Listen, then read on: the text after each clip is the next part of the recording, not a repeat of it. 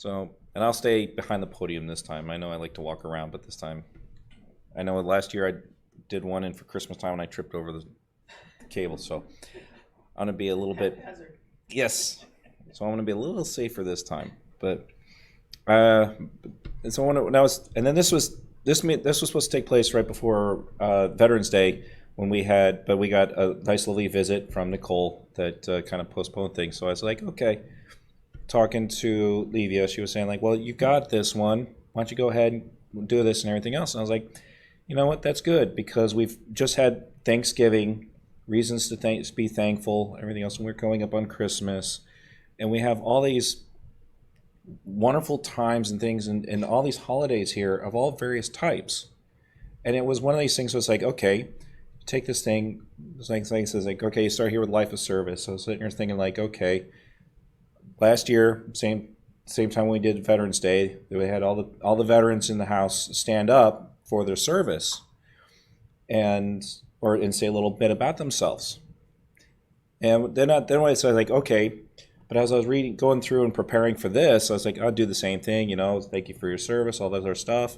But then part of it was being a little selfish, me being former Army and all that other stuff. And I was like, yeah, okay, let's deflate the ego a little bit. So, but then as I was doing the research for this, I was like, that's not the kind of service we're talking about. When you look through the book of Spiritism, all of them, you realize that it's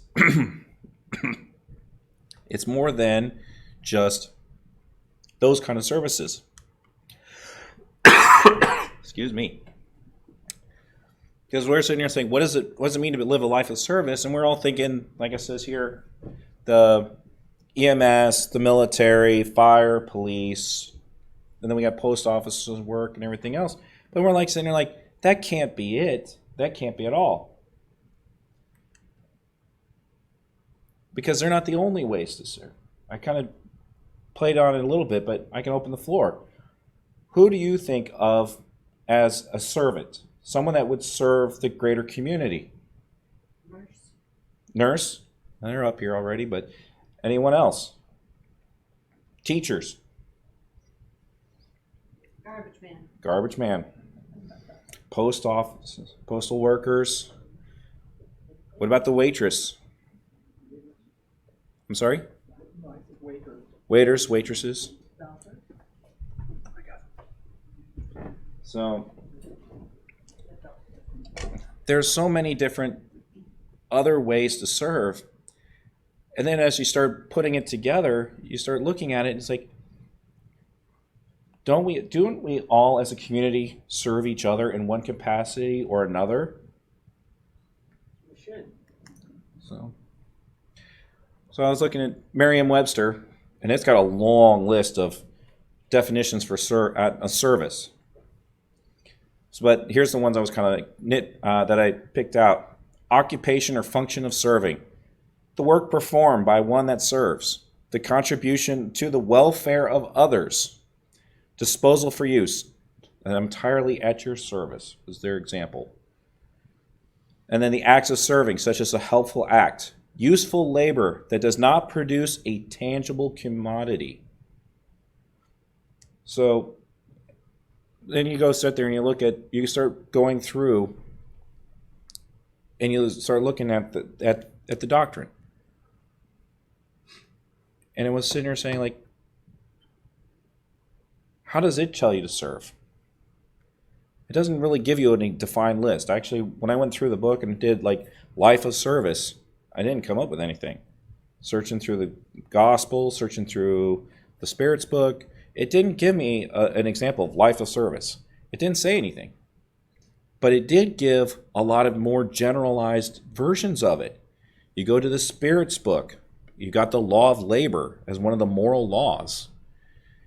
And then you go into the gospel is replete with all kinds of things. And I end up picking chapter 15 as just one example. But you read through the entire gospel, you see example after example after example of Jesus being of service to his community. In Jews, Gentiles. Yes, the Gospel according to Spiritism. Thank you. I even brought the book and I forgot to bring it up here. So, but yes, you have all these wonderful examples, and then to even top it all off, then I started going into it. It's like, okay, but that was just the start. We had the codification from 170 years ago, and then you go about 80 years ago, all of a sudden you got the works of Chico Xavier. They start dropping all these bombs of wonderful pieces of literature, and it expanded upon it. And then once you start going in there, I'm kind of spoiling my own slides here, you start going in there and you start picking out, and you start seeing like Emmanuel, Andre Louise, even the book Paul and Stephen, when you talk about when you got things from Paul's point of view and how he made himself a service after his Damascus moment, he humbled on himself and became a servant to the people. And notice that he became so great. He was like the greatest of the apostles and never actually physically met Jesus, because of the work he did and the humility and everything else he did. So, and it was one of these things was, and then even going to just the Bible itself. So I was sitting there reading the Rational Bible on Exodus, and it was one of those weird things. I was reading about it, and they were sitting there, and it was just talking about how Moses, considered the first pillar for Spiritism, we're talking about Moses, and we're sitting like, he humbled himself. He served his people, what would become the nation of Israel. He also served God, and it's on his journey. So he put a lot, and then he humbled himself to the point where he says like, hey, even to the point where he didn't even make it to Israel. He stopped. He died before it. He could see it, but he couldn't enter, and he was okay with it. He says like, that's for them. That's not for me. But he served anyway. He took the time, and he led them through 40 years in the desert. So when you sit there and you look at these people, and the other thing with Exodus that was brought to light with it is they were saying like, they never mentioned the name of the Pharaoh. They never mentioned the tyrant, but they mentioned the name of the people that helped, that served. They named Moses the women that found Moses in the river became his nurses, that stood up against Pharaoh and lied and says, "Oh no, he's an Egyptian. He's not a Hebrew," because they were supposed to drown the firstborn. And they're named. They were celebrated. And it was one of these things where, and even when you go to Spiritism, we celebrate Emmanuel. We celebrate Andre Louise. We celebrate all these wonderful people that have come before us.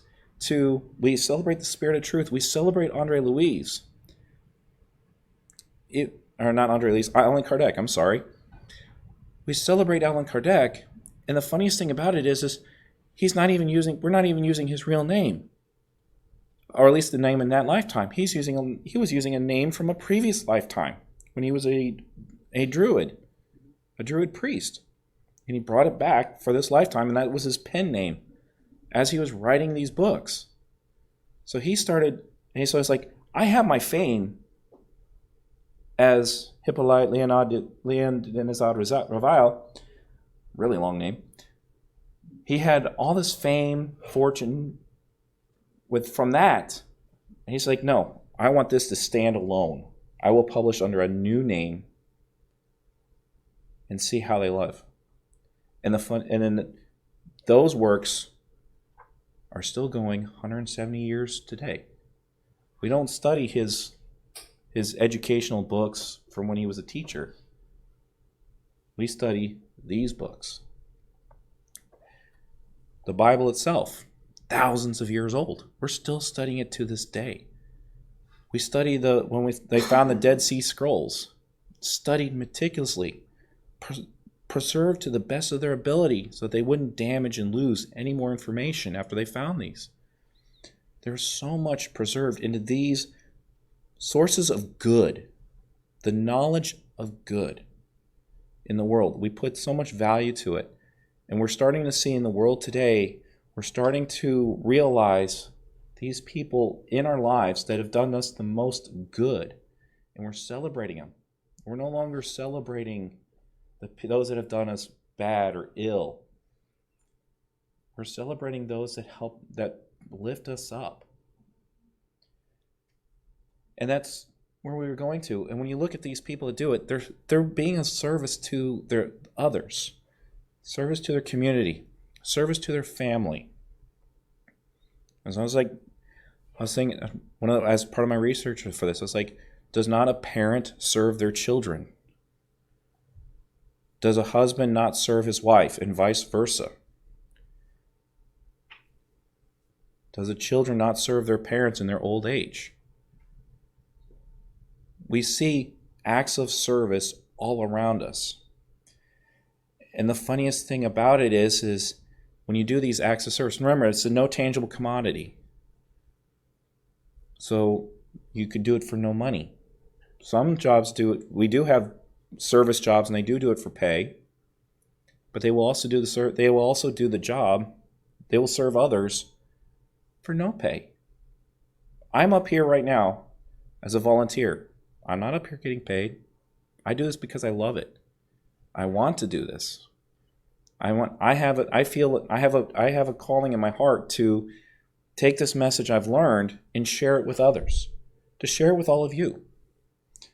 So that, at least from my point of view, how I see the doctrine, how I see how this thing applies to me in my life. As I mentioned in my past lectures, one of the things that brought me to this doctrine is it related to me, as I see it, and how it guided me to how I live my life, and told me to be accountable for my actions. And as part of it, they were also telling me is to serve others. I was already doing that anyway. I kind of felt that need, be a Boy Scout, and how they do a good turn daily and everything else. But then they were saying, but then you find out that there's a greater calling for it. Go and help your brother. Even the golden rule, treat others as you would like to be treated. So if you want to help someone, you help them, hoping that they will in turn help you back.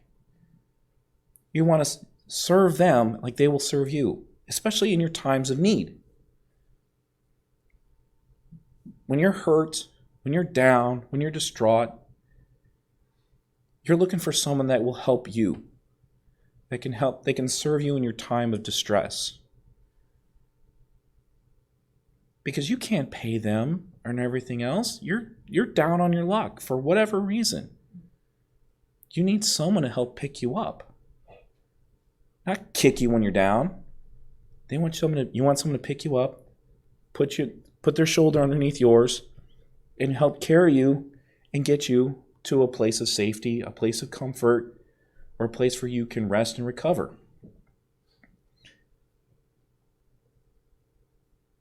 This is what we're trying for. We're trying to build the community. Allan Kardec, he was trying to unify. He was unifying all the religions. Originally it was just Christianity, but then as he was finding out through the writings through the teachings of the spirits, it's like, yeah, Christianity may be the farthest one ahead, but it's not the be and end all. They don't have everything. There's some in Judaism, there's some in Hinduism, there's some in Buddhism, and it all works together. It's like there's truths in all the religions, and they all work together. And then Spiritism says, like, we're trying to illustrate those common bonds between all of them and saying this is part of the universal truth.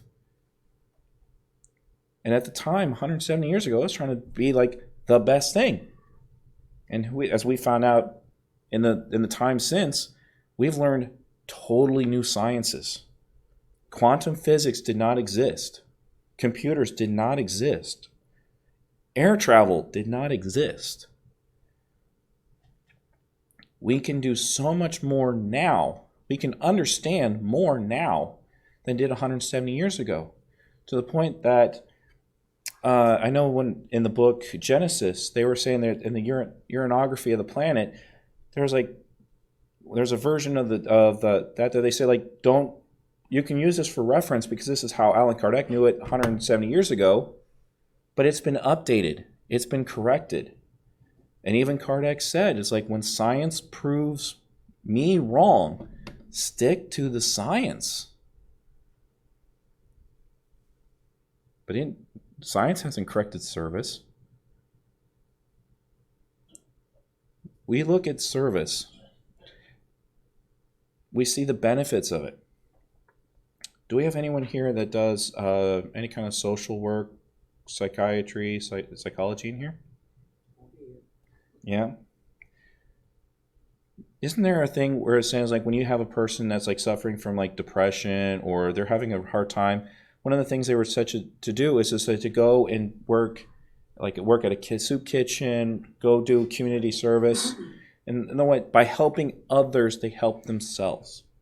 By serving others, they are serving themselves.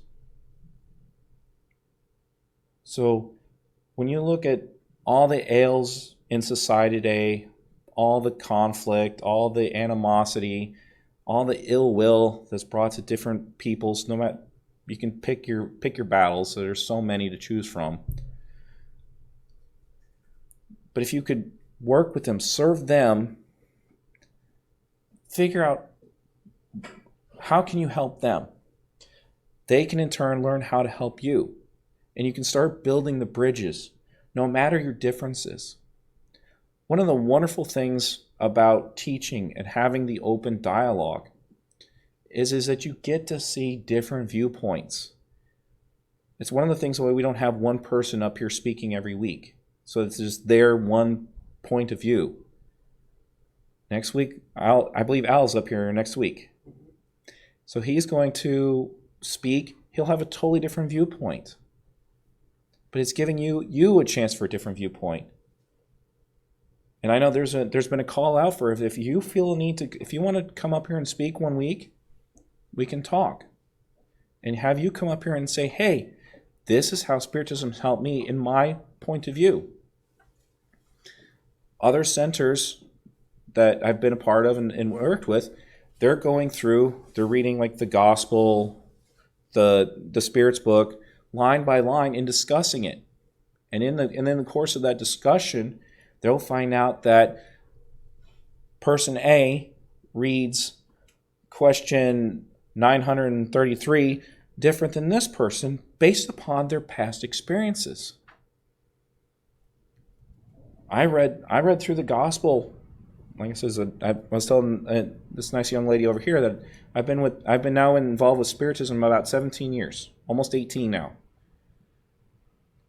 And when I read the gospel back then, it blew my mind. But then I'm reading it again, 17 years later. There's new stuff, or the stuff I've learned in the 17 years has changed what I thought was good, important 17 years ago. It has a new meaning now. Every time it's different. I'll date myself a little bit here. There was a great movie in the early 80s called Neverending Story. The book always changes. Well, so does the Bible, so does the Gospel according to Spiritism, so does the Spirit's book, and even the Medium's book, if you can believe that. The core of the doctrine. Each time you read them, you pick up something new each time. And then add to it, you start reading Non Solar, Andre Louis series, the Emmanuel books, Joanna de Angelis. We just read Happy Life. And that's hard reading.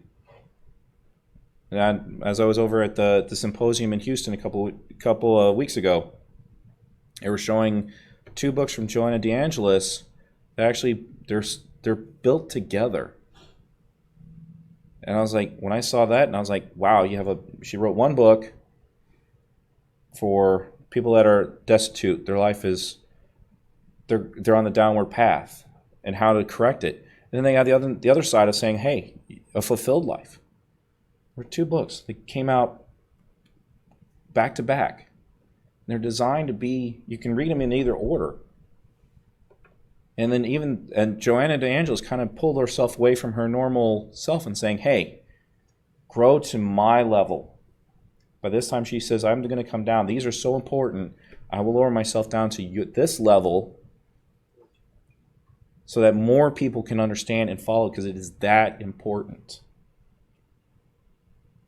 Now she's trying to be of service to us by keeping it in her normal language up in this very high, very, very powerful words, using rare words, complex words, very, very thought-provoking words, because she's saying, hey, don't stick with this language of like a third grader. Start using a language of someone in high school or in college. You can see more, do more, and understand more if you elevate your thought. She's being a service to us by saying, hey, I'm trying to teach you, or I'm trying to show you there's knowledge beyond your current level. Grow. Step up. And then you can learn more and do more, and thus be more of service. You can do more to be of service. So, since I said I kind of ruined my slides already, so I was sitting here saying, like, what are examples of living a life of service to you? So I have, like, Chico, Bezerra de Menezes, Allan Kardec, and of course, we can't forget Jesus. So, and especially, like I said, I was using Gospel According to Spiritism. I was looking at chapter 15, and it had the parable of the Good Samaritan. Because Jesus was talking about it. You got these people. The person fell upon by robbers. So you have a rabbi going down the street, sees them. Nope, don't want to mess with them. Kept on going. Isn't a rabbi supposed to be involved with his community? Then there was a Levite that was supposed to be a holy person. They're supposed to keep God's teachings above most. He walks down, goes, nope, I don't want to mess with this. Keep on going. Instead, then he goes on with the Samaritan, who was supposed to be the lowest. They were hated. They were the most least respected person in the community. Sees him, says, nope, I'm going to help him. Goes, helps him, takes him to the inn, pays the tab, and even says, hey, if they overrun the bill, I'll be back in 2 weeks and I'll pay the rest.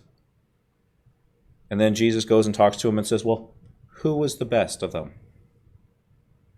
And of course he said the Samaritan. He says, go and be likewise. But what does that Samaritan do? He served the person that fell. Now, we're asked to, within the doctrine ourselves, we're supposed to try to live. You read the Spirit's book, part 3, moral laws. A lot of them. There's a whole bunch of moral laws there. And there's different ways to understand them. And we have to put our effort to try to follow those moral laws, because then it makes our life not as painful. We put the effort in to be as good as we can.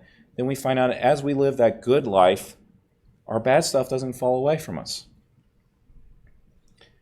I had just to get a little off topic, I was sitting here watching the Disney Plus series Limitless with Chris Hemsworth, where he's doing all these different videos on ways to improve longevity and everything else, cold shock therapy.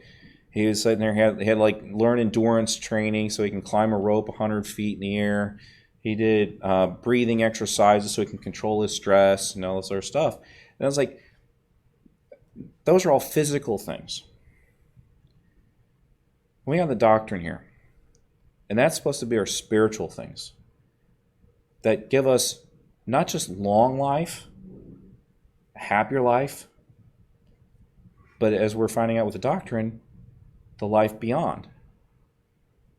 We would be a service after we leave this earth, back to our home, back to the spiritual realm.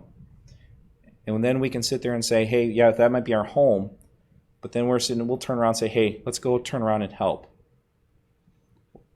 One of the big things I learned from the doctrine was when I was learning about Jesus, and that he was finding out that he was like the master teacher, but that I don't even know which book it is because it's one that never got translated to English. But they were talking about how Jesus stopped his growth. He could have kept on going and learning and being even greater. It's hard for the human mind to fathom. But he stopped. He turned around and says, you know what? Earth, I'm watching over you. I'm helping you grow. I'm helping you to go from barbarians, cavemen, all the way up to I have no idea what. He's watching over us for millions upon millions upon millions of years. He's turned around, as most teachers do. They get to, when someone decides to start teaching, they turn around and they start helping those learn the skills that they've learned. But in the process of doing so, they learn what they had learned even better. They get better over time, but they still don't kind of like keep learning new stuff as often. But they really focus hard on the stuff that's common to them, the foundational stuff. You go to like a martial arts teacher, you got a black belt. Someone that stops it, they got to be a black belt, and then they start teaching other students, and they teach them how to be black belts. But if there was another belt above it, they says like a brown belt. Brown belt, you can start teaching. You're an assistant. You can be a teaching assistant at a brown belt. They haven't gotten their black belt yet, so there's another level above them, but they can start turning around and helping others. And this is what when you have this chance of life of service, you start realizing that these people that do turn around and help, they're using what they already know. We should be thankful for that. Start tying this into like Thanksgiving. It's like, how many of us here had a wonderful Thanksgiving dinner? Just one? Two? I would have at least thought like 2/3. It's like, I know for me personally, my turkey comes out very, very dry. I'm sorry. So I make I humble myself and I go over to somebody that can cook it a lot better. So they serve me wonderful turkey. I serve them by being company. So, and I help clean up the dishes. So it's like, I still follow that rule. They cook, I clean. So, but you put that effort in. They learned how to cook. I didn't learn how to cook. So I'm reliant on them. But I can turn around and do something for them. My profession is a civil engineer. I oversee road construction. I oversee how things are built. I can not only build roads and bridges. I wanted to do buildings, and I did learn how to make sure buildings don't fall over. So I studied this. I learned how to make roads, bridges, buildings, things that can support and take care of people. I have no idea who's going to use it for. I have no idea who travels the road, that road I built. I just know I've been tasked to build a road. I go and I build a road. After Hurricane Ian came, my contractor says, hey, we have an emergency project. We're going to see you in about a month. Okay, I'm like, okay, where'd you go? I found out they went to rebuild the bridge to Sanibel Island because you couldn't get there. There was only one bridge. And they rushed. They worked day and night. They didn't work 24-hour shifts, but they had like 12-hour shifts per cruise. But they worked, the machines were running day and night trying to get that bridge open as fast as possible. And they got it done in less than 30 days. So that people can get home, supplies can get to the island. They serve their community by putting more time, more energy. I'm sure they'll get a nice lovely paycheck for it too. But at the time, it's like they didn't really care about the paychecks. Like, hey, these people need help. Let's get it done. We can do that. We can help them. Let's do it. And they did. And they did a phenomenal job for it.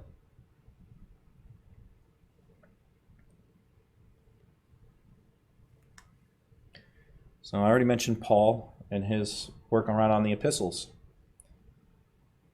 You know, when you see him after his road to Damascus moment, as wonderfully done by Daniel Assisi, that was here about a month ago, and he came and did his own book, Road to Damascus and everything else, and he talked about how everyone has their Paul moment. Everyone has their Damascus moment where they will change. And they can become something even greater. Their eyes are opened. And then when he was open, what did he do? He shouted. He went and praised. He learned how to teach, and he went and he helped. He went from the prosecutor to the helper. He served for the rest of his life. And he had such huge regret from being the prosecutor. He had that huge humility. He humbled himself and says, no, I am not worthy because of what I did in the past. And he used that to say, I will keep serving and keep serving and keep serving and keep serving because I am not worthy of what was given to me. The mission I was given, I'm not worthy of this mission, but I will do it to the best of my ability with all the humility I can muster. And as we're reading through the gospel, we find out, and even as Dan Sissy did in his book, we also have our moments. We'll get to our moment. In a way, I've kind of had mine. That's why I'm up here, trying to speak. I had my Damascus moment. I'm hoping others have their Damascus moment too, that they will turn around and start helping others. They'll realize that they can benefit others through their things. Cancer survivors, people that have gone through cancer, they come around and they become a support group for others that go through it. They serve others that have gone through the same pains and tortures that they've gone through. Our soldiers that come back from the battlefield wounded, injured, otherwise disabled, we go and we help them. We have all these programs, all these support groups to help them get back on their feet, whether they have them or not. But we make them the artificial legs so they can learn to walk again if they can. Or we find ways to help them. Stephen Hawking got confined to a wheelchair. They had to develop new technologies so he can communicate as he stopped being able to move, write, eventually talk. The most he can do is move his eyes and do a little tick of his cheek. And he was sitting here reading at a screen and typing his words and everything else, and using that to have it talk for him. He kept serving, and others served him. So when we look at others, and it doesn't matter how old you are, or what you do, what like I says, I've now shown people as survivors, and even people that have gone through, like I said, the veterans. I remember the movie American Sniper about Chris Kyle. He came back, he got PTSD out of it pretty bad, and he says, okay, I'm going to just start going out to a range and having people shoot just to blow off some steam, have a good time. Unfortunately, he didn't read a person right, and it cost him his life. But during that time, he was serving others who have gone through traumatic times, and he's trying to help them. He's trying to give them a path forward. He's trying to find them a path to live a life, and hopefully a good life.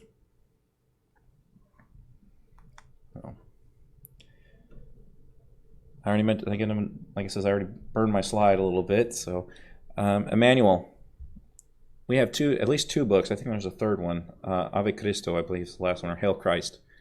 I haven't read that one. That's in my very long list of to-do books to read. But I did read 2,000 Years Ago and 50 Years Later, and that was at least two different lifetimes. You have, as a senator, Emmanuel is a senator, Publius Lentus. So he was a senator of Rome, everything else, doing his things like that. But then he had his Damascus moment. He came to know Christ. Actually, according in the book, he actually meets him. And goes through and then has that life, and then he has that conversion moment, and then he goes and he starts helping people. And then in his next life, 50 years later, he says, well, you kind of did bad as a senator. You did a lot of bad things. We're going to have you come back. You're not going to have the power and the prestige. They're going to come back as a servant. He came back as a servant, but he was a wise servant. He was there and he was helping people. he, at least that moral part of his life is like he knew that he had to follow Christian life. And he did it again as that servant 50 years later. Unfortunately, I forgot his name. Yeah, everyone does. It's like we can remember him as too many books. And then, but then you have it, and then he goes on, and then he has, like he says, I haven't had a chance to read Hail Christ, but then he goes on a third life. So, and we have all this wonderful talks of him over the course of life being of service. And then you had to go back and, for me, in my own mind, I had to go back and think, what happened on the spiritual realm to let Emmanuel speak to us? What kind of person was Emmanuel as a spirit to be? What kind of person did he have to be allowed, saying, hey, you have a message to give.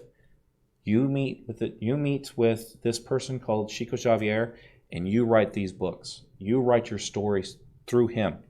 Same with Andre Louise. What kind of spirit are these that they say, like, of the trillions upon trillions of spirits in the entire universe? Beyond count.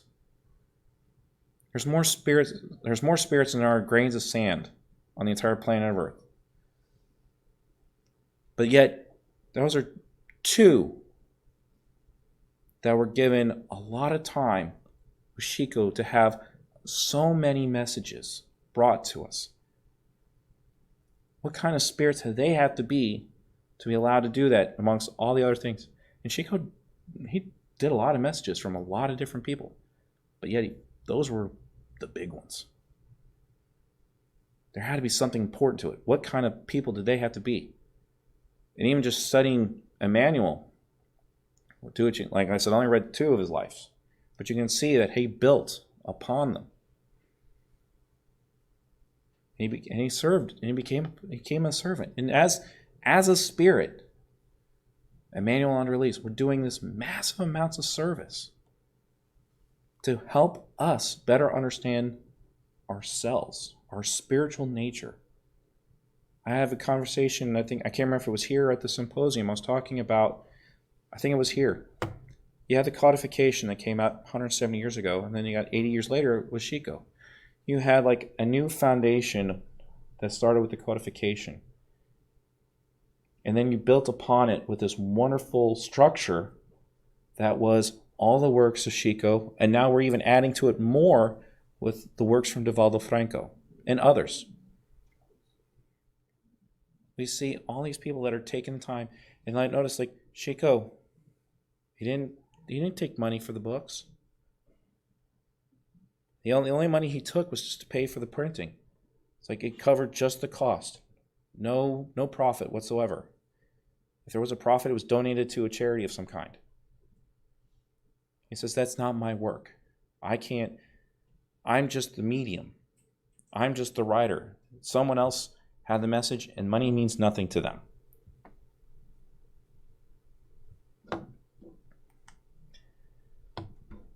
So, and then I've finished up with Allan Kardec, Mother Teresa, and many, many more. That we know people that have dedicated their lives to service. But yet, we don't need to be, we can do our own part of service. We can do small parts, we can do big parts. Yeah, we get rewarded if it's the big jobs. But it comes at a big cost. So, we all know the story of all the costs that Jesus paid. He went through a lot. And we look at Mother Teresa and everything else, that she helped a lot of people, but she ended up being fairly sick fairly often. She cared more about others than she did herself, but it showed because of the warmth of her heart how many people loved her because of that. We start looking at all these people that have done, as I said at the very beginning, we're starting to reward those that help us. We're starting to look at those that have been the positive influences in our life, greater than those that have done us the greater harm. We're no longer putting the emphasis on conquerors or warlords. Humanity is slowly, ever so slowly, evolving to realize that it's the power of good that has the greatest impact in our lives. And we're starting to see that by helping each other, serving each other, in whatever capacity you're capable of.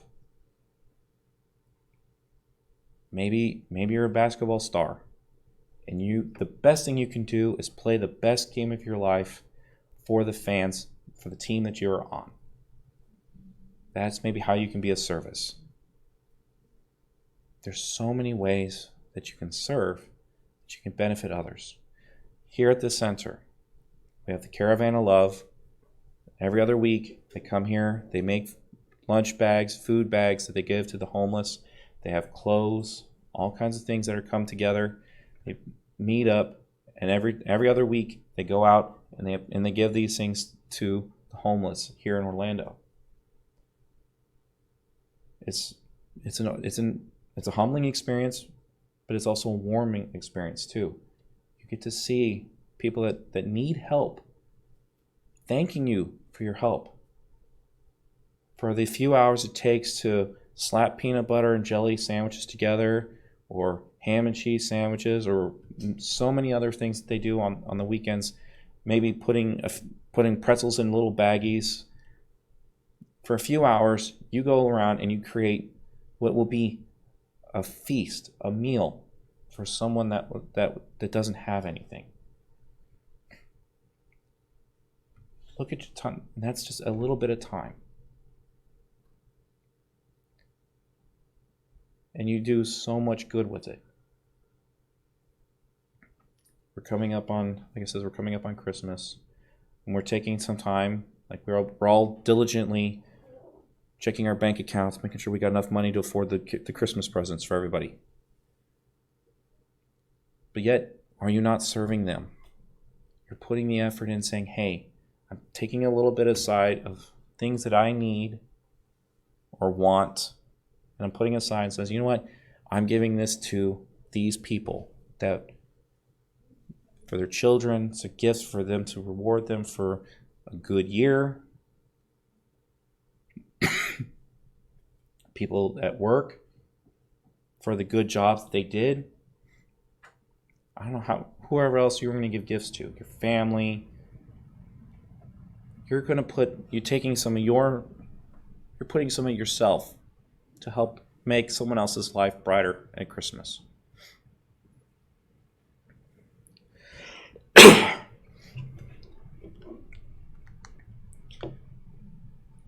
So as I was reading through, like I said, I'll stick to the chapter 15 from the gospel. One of the big ones that came up, there's actually two of them. Humility and charity. Every time that someone's being a servant to the people, they're humbling themselves. We see that with Jesus in the gospel according to Spiritism, where he would bend down and wash the feet of his disciples. He's like, wait a minute, you're the guest of honor. You shouldn't be washing our feet. And it's like, no, you're my guest in my house. It's the responsibility of the host to wash the feet of the guests. In this case, you are the people of honor.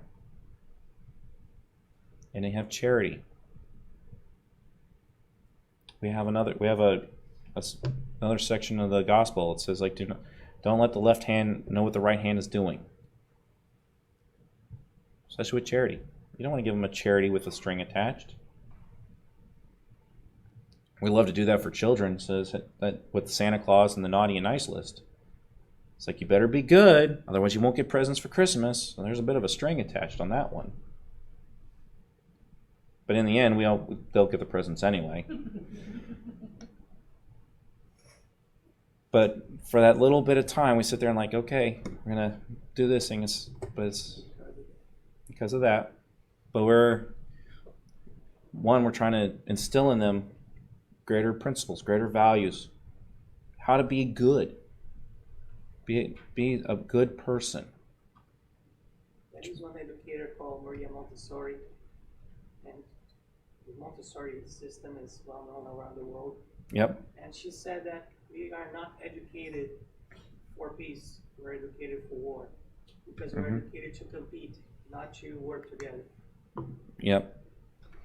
Now, well, you just hit right there with one of my, and you're not supposed to talk about meaning mystic sessions, so I try not to. But you did bring up one for me. It was a personal one to me. And it was when they told me a little bit about part of my Damascus moment. It was one of those things that when in the message I got, it was telling me, it's saying, hey, Brian, you're big in all the arts. You love the arts, all different types. And it shows. I got I'm a jack of all trades, master of none. I can paint, I can sculpt, I can sing. Not today. Write. I can do a lot of different things. Sculpt, woodworking. For some reason, strange reason, that's like I got a small aptitude to do a lot of artwork. But the Spirit says like, of all the arts, there's one I always go to the most: the art of war. I'm a soldier. I'm a warrior. I'm a fighter. Trying not to have. And it says like, we're making it so you can't be a soldier. So I have a body with conditions. My heart runs slow. I got exercise-induced asthma. So I can't fight. My body's physically not able to fight. I've got the drive. I got the passion. And I did join the Army. But when it's time to be deployed, that's when everything acted up, and I lost my deployment.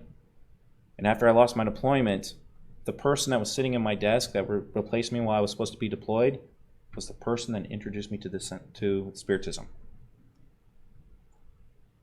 She was sitting at my desk. To make things even more interesting, I was being deployed out of Indiana. I was working in the state of Washington in Seattle. She was in Newark, New Jersey. She was hired by a company that moved her from Newark, New Jersey to Seattle, Washington within the month that I was away on my deployment. And then when I had my failed deployment, I'm back there, and she was sitting at my desk. Now they came up with a way for both of us to keep working. I became her great friends. So she served you well. Yes. And then to make things even more interesting, the center wasn't there in Seattle at the time. So we both got fired, same time. She went back to New Jersey. I got a job in Allentown, Pennsylvania, an hour away. So I moved from Seattle, Washington, across country, and I'm an hour away from her. And then I reconnect with her, and that's when I get introduced to the center.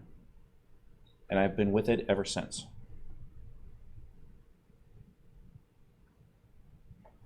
Because that was my Damascus moment.